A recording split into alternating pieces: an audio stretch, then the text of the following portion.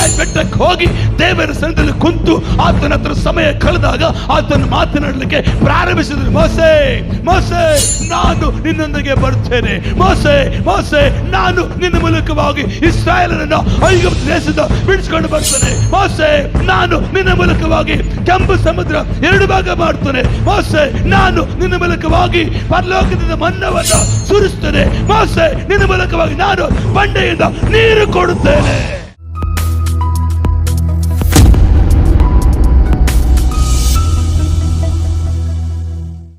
ಅದಕ್ಕಾಗಿ ಮೋಸೆ ಮೂಲಕವಾಗಿ ಅನೇಕ ಅದ್ಭುತಗಳನ್ನು ದೇವರು ಮಾಡಿದನು. Amen, hallelujah.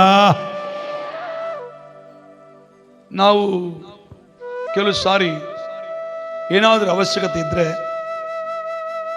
ಫೋನ್ ಮಾಡ್ತೇವೆ, ನಮಗಿದು ಬೇಕು ಅಂತ ಫೋನ್ ಮಾಡ್ತೇವೆ. ಏನಾದರೂ ಒಂದು ವಸ್ತು ಬೇಕಂದ್ರೆ ಅವ್ರು ಫೋನ್ ರಿಸೀವ್ ಮಾಡಲ್ಲ. ಅವಾಗ ನಾವೇನು ಮಾಡ್ತೇವೆ, ಯಾರೋ ಮನುಷ್ಯನ ಕಳಿಸ್ತೇವೆ, ಅದಕ್ಕೆ ಅವ್ರು ಪ್ರತ್ಯುತ್ತರ ಬಂದಿಲ್ಲ. ಅವಾಗ ನಾವೇನು ತೀರ್ಮಾನ ತಗೊಳ್ತೇವೆ, ಹೋಗ್ಲಿ ಬಿಡಂತೀವ. ಏನು ಮಾಡ್ತೇವೆ, ನಾವೇ ಖುದ್ದಾಲಿಗೆ ಹೋಗಿ ಮಾತಾಡಿ ಬರೋಣ, ನಾವೇ ನೇರವಾಗಿ ಅಲ್ಲಿ ಹೋಗಿ ಮಾತಾಡಿ ಬರೋಣ ಎಂಬುದಾಗಿ ನಾವು ತೀರ್ಮಾನ ತಗೊಂಡು ಆ ಮನುಷ್ಯನ ಮುಂದೆ ನಿಂತ್ಕೊಳ್ಳುವಾಗ ಅವಾಗ ಆತನ ಕುರಿತಾಗಿ ನಮಗೆ ಅರ್ಥವಾಗ್ತದೆ, ನಮ್ಮ ಕುರಿತಾಗಿ ಆತನಿಗೆ ಅರ್ಥವಾಗ್ತದೆ. ಎರಡನೇದಾಗಿ, ದೇವರ ಸನ್ನಿಧಿಯಲ್ಲಿ ಸಮಯ ಕಳೆದ್ರಿಂದ ನಾವು ದೇವರ ಹತ್ರ ಮುಖಾಮುಖಿಯಾಗಿ ಮಾತನಾಡಬಹುದು. ಇವತ್ತು ದೇವರ ಹತ್ರ ಸಮಯ ಕಳೆದ ಜನ ಕಡಿಮೆ ಆಗಿದ್ದಾರೆ. ಮೊಬೈಲ್ ಜೊತೆ ಸಮಯ ಕಳೀತಾರೆ ಹೆಚ್ಚಿನ ಭಾಗ, ಮತ್ತೆ ಇನ್ನೆಲ್ಲಿ ಸಮಯ ಕಳೀತಾರೆ. ಓ, ನಿಮ್ಮ ಮನೆಗೆಲ್ಲ ಕೆಲಸ ಮುಗಿತಮ್ಮ, ನೀವೇನ್ ಮಾಡ್ತೀರ? ಪಕ್ಕದ ಮನೆ, ನಾನು ಹೇಳಿಲ್ಲ, ನೀವೇ ಹೇಳ್ಬೇಕಾದ್ರೆ, ಪಕ್ಕದ ಮನೆಯವ್ರ ಹತ್ರ ಕುಂತು ಮಾತಾಡ್ತೇವೆ. ಇಲ್ಲ ಸುಮ್ಮನೆ ಬಂದು ರಾಮಪುರಲ್ಲಿ ತಿರುಗಾಡಿ ಮನೆಗೆ ಹೋಗ್ತೀವಿ.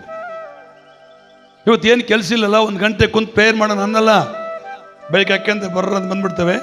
ಬಸ್ ಸ್ಟ್ಯಾಂಡೆಲ್ಲ ತಿರುಗಿ ಅವ್ರ ಇವ್ರ ಮಾತಾಡಿ ಯಾವುದೋ ಒಂದು ರೈಸ್ ತಿಂದು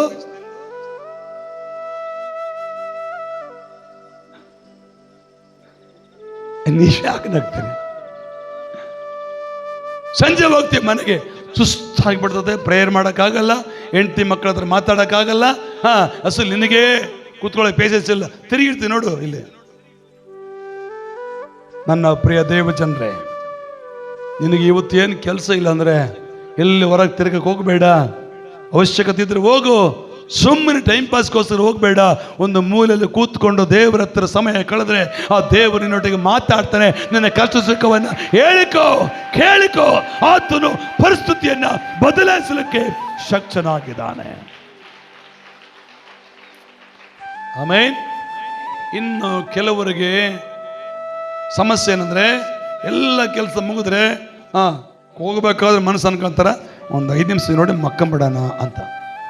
ಎಷ್ಟು ನಿಮಿಷ ನೋಡಿ, ಒಂದು ಅರ್ಧ ಗಂಟೆ ನೋಡಿ, ಆಮೇಲೆ ಪಾತ್ರೆ ಸಾಮಾನು ತಿಕ್ಕೋಣ, ಒಂದು ಅರ್ಧ ಗಂಟೆ ನೋಡಿ ಕಸ ಗುಡ್ಸೋಣ ಅಂದ್ಕೊಂಡೆ ಹಿಡ್ಕೊಂತಾರೆ.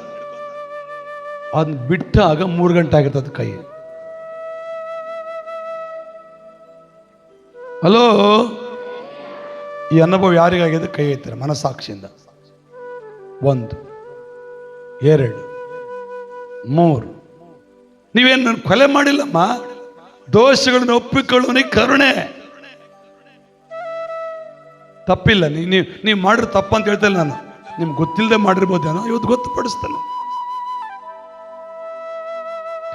ಓಕೆ, 3 ತಾಸು ಟೈಮ್ ಪಾಸ್ ಮಾಡಿ. ಕೆಲವೊಬ್ಬರು ರಾತ್ರೆಲ್ಲ ನೋಡ್ತಾರ. ಏನ್ ನೋಡ್ತಾರ?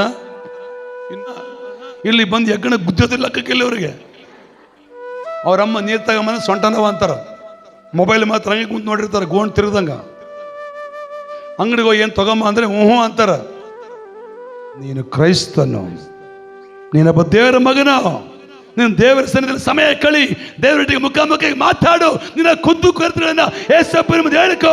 ಆತನೇ ನಿನ್ನ ಕೊರತೆಯನ್ನು, ನಿನ್ನ ಪರಿಸ್ಥಿತಿಯನ್ನು ಬದಲಾಯಿಸಿ ಪರಲೋಕದ ಬಾಗಿಲು ತೆರೆದು ಆಶೀರ್ವಾದ ಮಾಡಲಿಕ್ಕೆ ಶಕ್ತನಾಗಿದ್ದಾನೆ.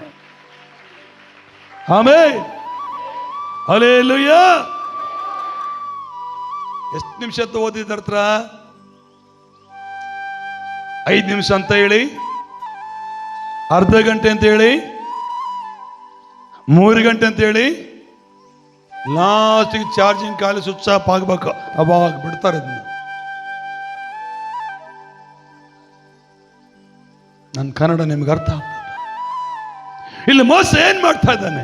ಸೀನಾಯಿ ಬೆಟ್ಟಕ್ಕೆ ಹೋಗಿ ದೇವರ ಸನ್ನಿಧಿಯಲ್ಲಿ ಕುಂತು ಆತನ ಹತ್ರ ಸಮಯ ಕಳೆದಾಗ ಆತನ ಮಾತನಾಡಲಿಕ್ಕೆ ಪ್ರಾರಂಭಿಸಿದ್ರು. ಮೋಸೆ ಮೋಸೆ, ನಾನು ನಿನ್ನೊಂದಿಗೆ ಬರ್ತೇನೆ. ಮೋಸೆ ಮೋಸೆ, ನಾನು ನಿನ್ನ ಮೂಲಕವಾಗಿ ಇಸ್ರಾಯೇಲರನ್ನು ಐಗುಪ್ತ ದೇಶದಿಂದ ಬಿಡಿಸ್ಕೊಂಡು ಬರ್ತೇನೆ. ಮೋಸೆ, ನಾನು ನಿನ್ನ ಮೂಲಕವಾಗಿ ಕೆಂಪು ಸಮುದ್ರ 2 ಭಾಗ ಮಾಡ್ತೇನೆ. ಮೋಸೆ, ನಾನು ನಿನ್ನ ಮೂಲಕವಾಗಿ ಪರಲೋಕದಿಂದ ಮನ್ನವನ್ನು ಸುರಿಸ್ತೇನೆ. ಮೋಸೆ, ನಿನ್ನ ಮೂಲಕವಾಗಿ ನಾನು ಬಂಡೆಯಿಂದ ನೀರು ಕೊಡುತ್ತೇನೆ.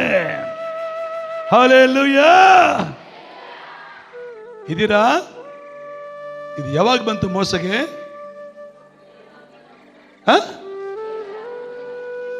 ದೇವರ ಸನ್ನಿಧಿಯಲ್ಲಿ ಸಮಯ ಕಳೆದಾಗ, ಸೀನಾಯಿ ಬೆಟ್ಟದಲ್ಲಿ ಹೋಗಿ ದೇವರ ಸನ್ನಿಧಿಯಲ್ಲಿ ಕುಂತು ಪ್ರಾರ್ಥನೆ ಮಾಡಿದಾಗ ಆ ಅನುಭವ ಬಂತು.